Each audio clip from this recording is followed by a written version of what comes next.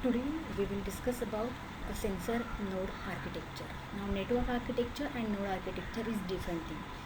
In the previous session we studied network architecture where we have seen that nodes are being deployed in a sensor field and how the communication takes place.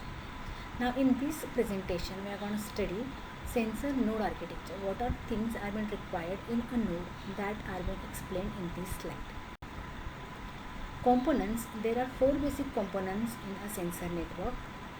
First one is an assembly of distributed or localized sensors, that is the main factor. Then we have an interconnecting network, usually wireless communication. Then central point of information clustering, where the information from the neighboring nodes will be collected. If it is required, then only it will be forwarded. And fourth one is a set of computing resources at the central point to handle data correlation, event trending, and status querying and data mining. This diagram explains us that how the sensor node architecture is. You can see here, this consists of four basic units: a sensor unit, a processing unit, communication unit, and power unit. So sensor node, it is a small device with microsensor technology, low signal processing, low power signal processing, low power computation, and a short range communication capability. So as shown in this diagram, we can see power unit, which is very important point or a very important block of this architecture. Then the sensors, where the sensing as per our requirement, as per our application requirement, we can select what all sensors we require to have in the node. Then ADC, processor, memory, this everything comes under processing unit. Many a times it is not required to have processing unit for each node. Only sensing and transceiver antenna will be sufficient with power unit. But when the data gathering is been done, data dissemination is to be done, then we require processing unit in between. We have transceiver antenna for communication unit, where this communication will be taking place wirelessly using Zigbee technology or using Bluetooth technology, so small distance communication can be done on ASM band. Now you can see there are two more blocks: location finding system and mobilizer. Location finding system talks about GPS. If it is required, then only we can add it. Or if it is not required, we do not want to have information about the location of a node, then we don't have to put GPS system on. Mobilizer, which says that if your node is to become a mobile node, or it can move as per the requirement or whatever instructions you will be giving from the distance. So that is also an optional unit as per our applications.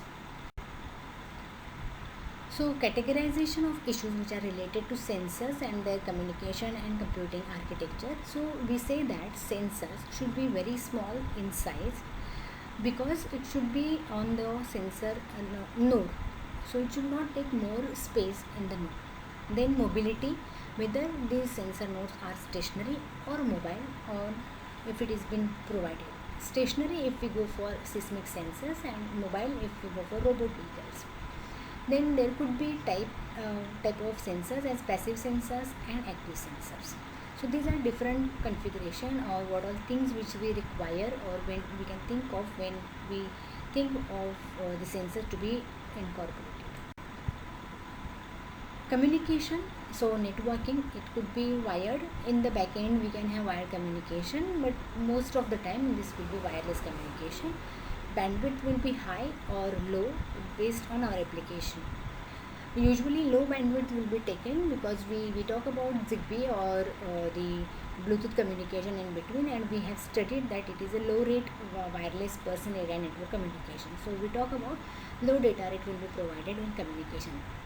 Processing architecture, that is centralized or distributed architecture could be there, or if it is required we can have hybrid architecture. Operating environment, monitoring requirements, and number of sites.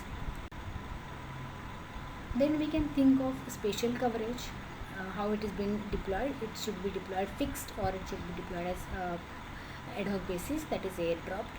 Environment, so that could be also been understood before we actually deploy our wireless sensor network.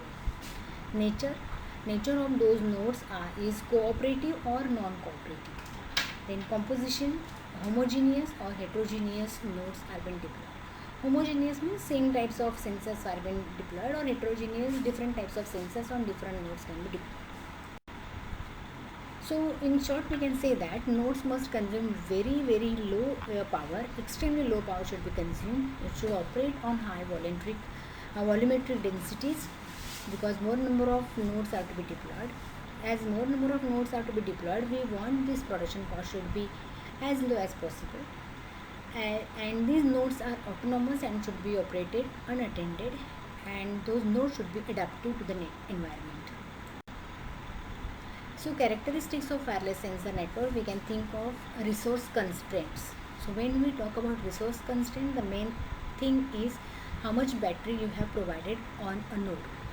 So battery equipped, recharging this battery is impossible or unfeasible. When you are deploying it, if it is known to us where exactly it is deployed, maybe you can replace those batteries, but many a times it is not possible to deploy those batteries. Or we can have solar panels if you are keeping those nodes in such area.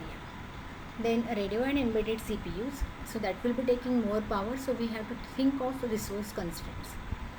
Self-configuring, as this will be deployed randomly and unattended, so there should be ad hoc nature, and then they should communicate with each other. Dynamic topology, as it is being deployed unattended, so we do not know which topology it will be taking, so it should adapt whatever topology possible for it or for possible for a network. Data centric, it is different from traditional network, unique traffic model and application specific. These are the required characteristics of wireless sensor network. Now, what all requirements it has to fulfill? So when you think of wireless sensor network, please think of energy efficiency, low cost, distributed sensing, wireless, multi-hop and distributed processing. These are the points which we require to think before we actually deploy our wireless sensor network. So in and all, we say that the wireless sensor network should be power efficient. So with the help of low duty cycle operation, local or in-network processing to reduce data volume, and multi-hop networking.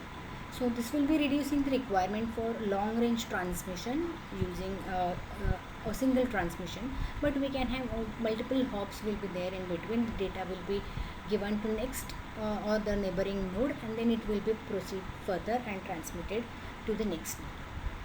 That's all. Thank you.